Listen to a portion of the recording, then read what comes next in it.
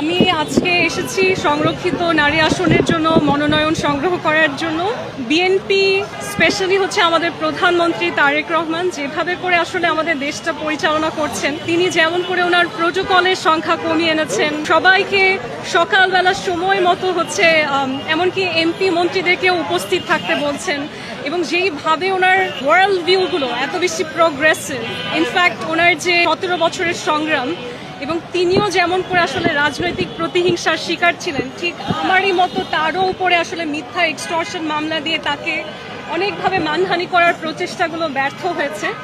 এই সব কিছু বিবেচনা করে আমার কাছে মনে হয়েছে যে আমি যদি আসলেই বাংলাদেশের স্বার্থে কাজ করতে চাই, তাহলে আমার যে আন্তর্জাতিক ও কূটনৈতিক সংযোগ রয়েছে বা আমার যে মেধা রয়েছে, সেটা আমার মনে হয় সবচেয়ে ভালো ও কার্যকরীভাবে আমি দেশের স্বার্থে ব্যবহার করতে পারবো যদি তারেক রহমানের মতন একজন লিডার আমাকে গাইড করেন।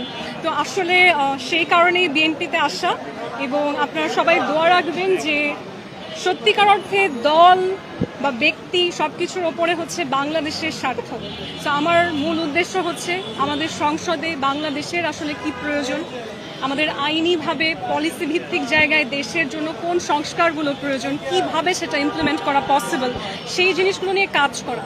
এবং দেশের জন্য কাজ করতে হলে আসলে সরকারের অংশ হওয়ার আসলে কোনো তুলনা হয় না। তো সেটারই একটা প্রচেষ্টা, আপনারা দোয়া রেখেন।